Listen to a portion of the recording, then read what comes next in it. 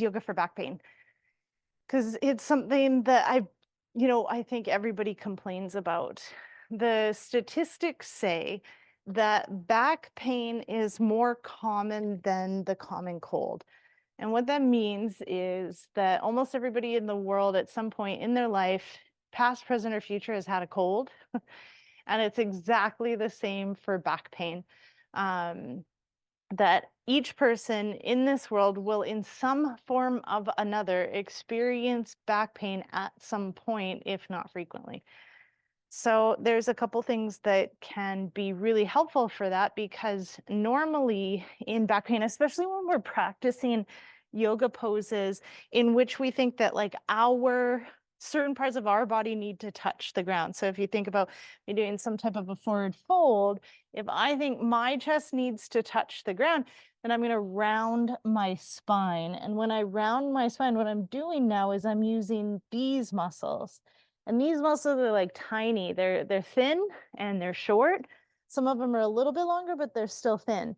And then I got some pretty good muscles right here that are like sheets of muscles and could do all of the work. And then I have some pretty strong muscles, surrounding my spine and the front of my body, and those could do the work. But because we get lost in the aesthetic approach to yoga, we lose the integrity of our spine to look a certain way. So first and foremost, any time that you're doing any type of forward fold, engage your core and keep the spine long.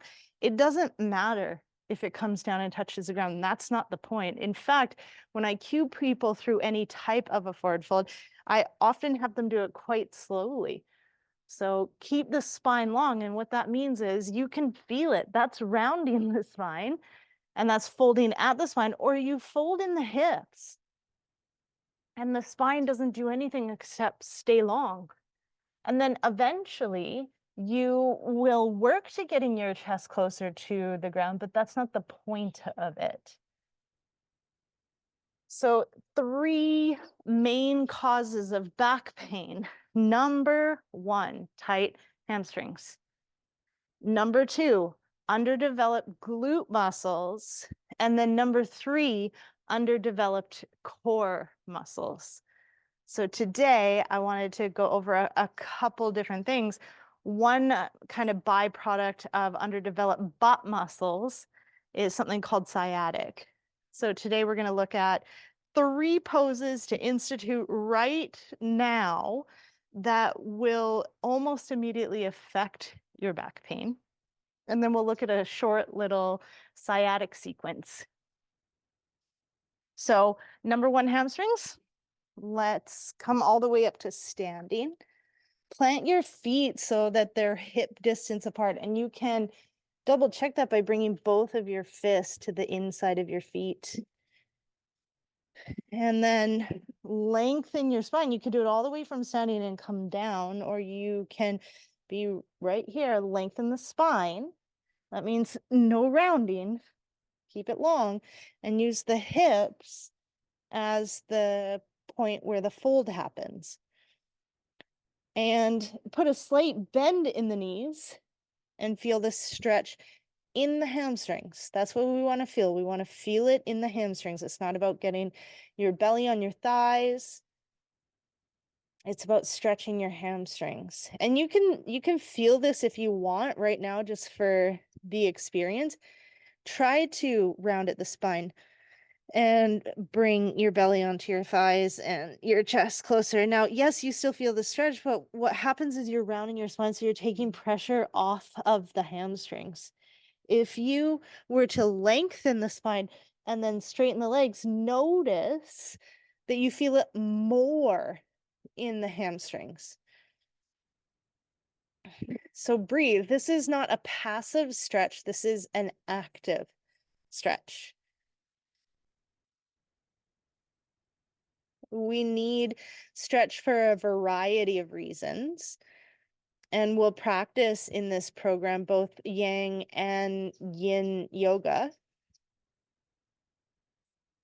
The reason we stretch the muscles in an active or a yang practice is because pre-stretching, before you work out, Puts all the muscle fibers in alignment so that you're less likely to get injured. This is what we typically know of as warming up the body. Post exercise stretch is also very beneficial because once again, it brings the muscles fibers into alignment, and maybe some were torn or out of alignment or injured. The stretching helps to reduce the damage.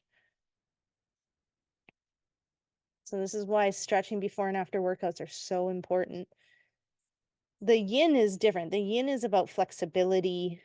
It's about releasing the fascial system. We'll talk more about it when we get to that kind of a practice. Take a couple more breaths.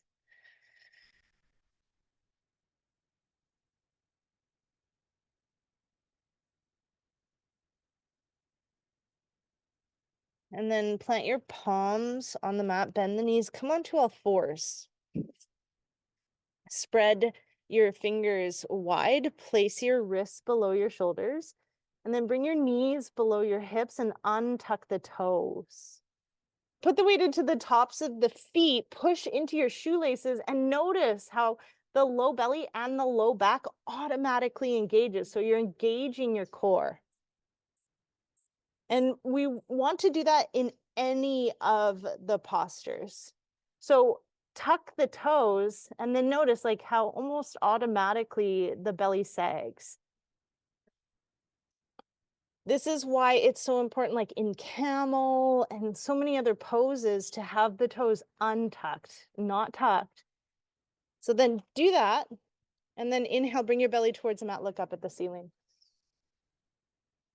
And exhale, push the ground away from you, arch your back, point the top of your head at the mat. Continue to flow. Inhale through cow. Exhale through cat.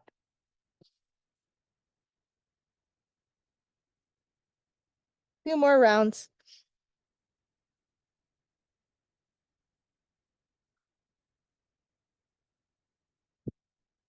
One more breath.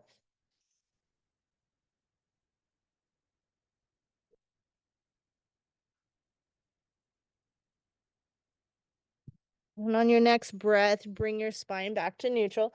Come down onto your belly. Keep the toes untucked. And then come all the way down to cobra pose, or not cobra, alligator. And so that's hands one on top of the other. Release your head onto your hands. Take a couple breaths, toes untucked. Feel the low back.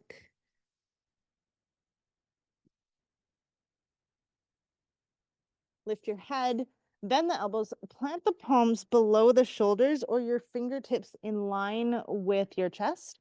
Pull the elbows in towards the body. Put the weight into the tops of the feet. Engage the legs. Lift the kneecaps. And then use the strength of your low back to lift your chest up. And then exhale down. And start to flow with your breath. Inhale up. Exhale down. And remember all the cues. Keep the elbows hugging into one another and down towards the bottom of the mat. Keep the toes untucked, the knees lifted. And then option to lift your hands with your inhale. And exhale. Use the strength of the low back, the core muscles, to lift your chest. And flow a few times, just like this.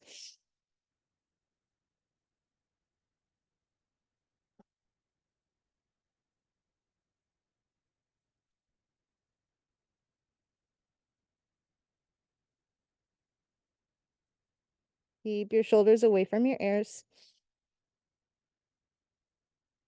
Try to more engage the low back than the butt muscles. I always say, imagine that you have a blueberry in your butt crack and you don't want to sting your pants. So you also don't want the blueberry to drop out. So you need to hold it with a pressure, but you don't want to squeeze so hard that you pop it. And these are your spinal muscles. These are the core muscles. that are called spinal stabilizers. They're deeper than the superficial ones that are what are actually causing your low back pain. Most of this leads to SI joint issues, which we'll talk about. Let's take 2 more rounds. One more. Exhale down. Take another alligator pose, just taking a moment. Taking a few breaths.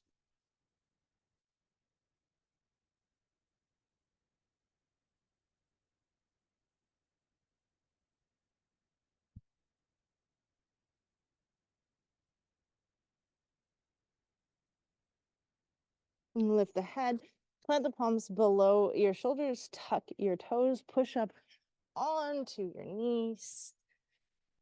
And then cross the ankles behind you, sit down on your mat, bring your legs out in front of you. Double check that the feet are hip distance apart. Pull the toes back towards the body. Breathe. Keep the spine long, right? We're going to fold forward at the hips. So take a hold of the ankles or the feet or piece fingers around the toes, whatever feels right to you. Keep the legs engaged. Keep your spine long. Remember, the focus is the stretch on the hamstrings. So also, if you're tight in the hamstrings, which is why you have back pain, straps would be really great here. Place them around your feet, hold on to the straps. Breathe.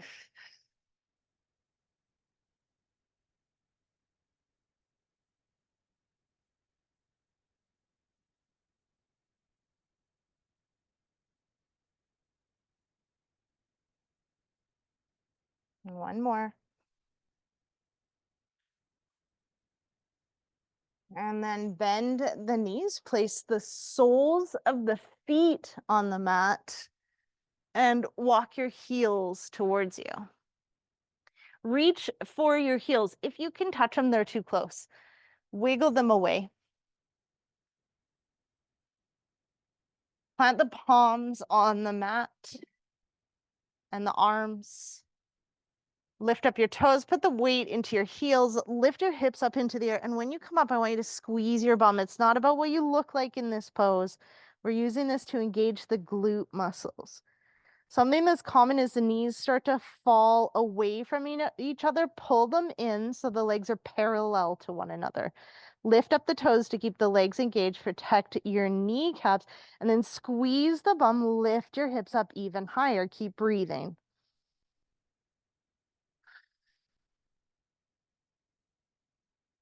Lift up just a little bit higher.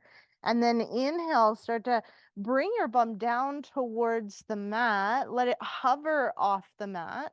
Inhale. And then exhale, push the hips back up into the air. Squeeze your bum cheeks. And continue to flow. Inhale down. Exhale up. Inhale down. Exhale up. Inhale down. Exhale up. One more round. We're squeezing way at the top as well. Inhale down. And exhale up. Squeeze, hold.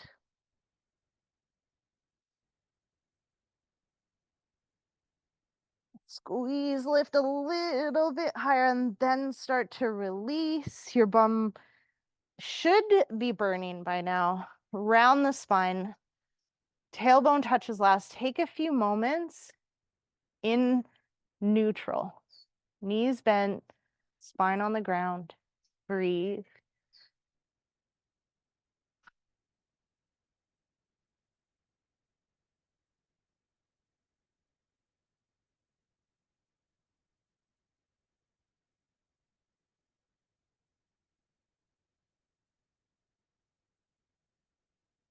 Let the knees fall over to the right to decompress the spine.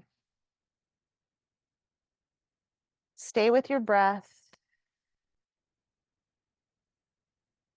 Notice the twist in the spine.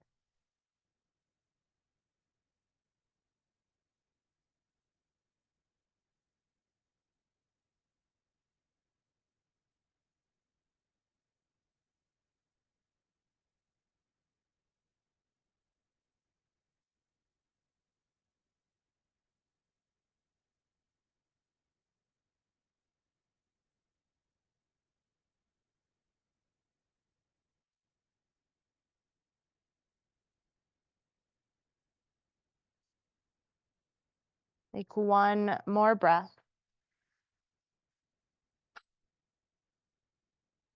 Inhale, bring your knees back into center. And then exhale, release them over to the left. Same thing, stay with a long, slow, deep breath. Feel the twist and the decompression in the spine. Relax into the mat.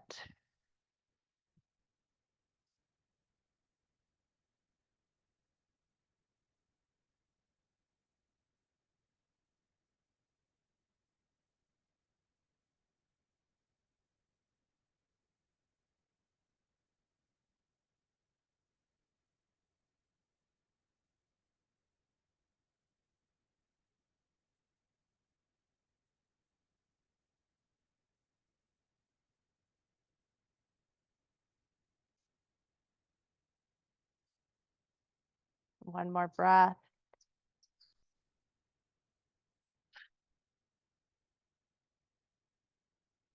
Bring your knees up into center. Inhale. Exhale, knees into your chest. Interlock your fingers around your shins. Lift your head. Try to get your forehead to touch your kneecaps. I always say kiss your knees.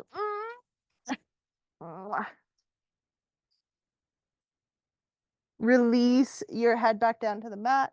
Release your feet back down to the mat. And then walk your feet away from you until your legs are flat. Push the back of your head into your mat. Roll your shoulders down your spine. Allow your hands to fall away from your body with your palms face up. Take a deep breath in all the way to the bottom of your lungs. Let it out with a sigh. Let go of your breath and allow your body to breathe itself. Take all of the thoughts that you have in your head right now and allow them to ooze out of the crown of your head onto your mat and away from you. Start to relax your body, beginning with the top of your head. Relax your forehead and feel your eyes grow wide. Feel your eyes sink into the back of your head. Relax your cheeks. Relax your jaw. And let the tongue fall from the roof of your mouth.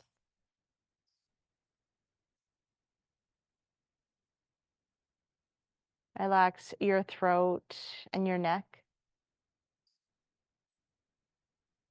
And let any tension ooze out of the tops of your shoulders onto your mat and away from you. Relax the muscles that run along your spine.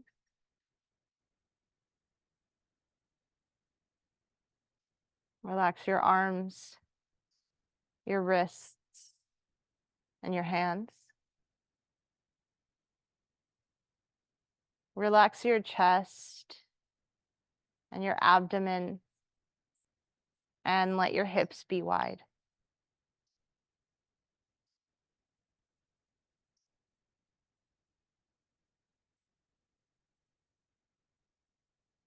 Relax your thighs and your knees and your shins and your calves, ankles, feet.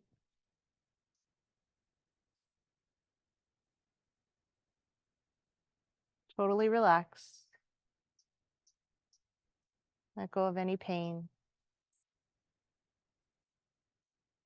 any thoughts. Surrender to the mat.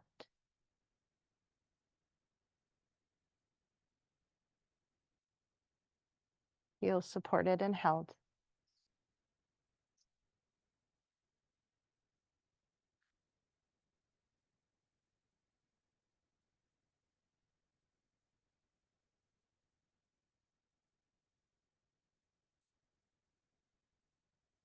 And start to wiggle your fingers and your toes. Turn your head from side to side. Pull your knees up into your chest. Hug them in. Roll from side to side.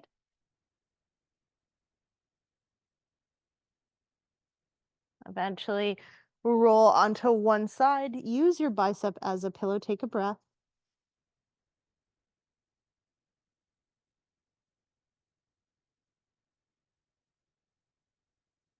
Use the strength of one of your hands to bring yourself all the way up to seated. If it's comfortable, keep both of your eyes closed or heavy. Once you get here, roll your shoulders down your spine. Rest your hands on your knees or your thighs. And take a long, slow, deep breath in. Let it out with a sigh. Let's do that 3 more times. Inhale. Exhale. Inhale. Exhale. Inhale. Exhale. Return to your normal breath. Option to bring your hands together at the center of your chest. Bow your head. Thank you so much for allowing me to guide you through your practice. From my heart to yours. Namaste.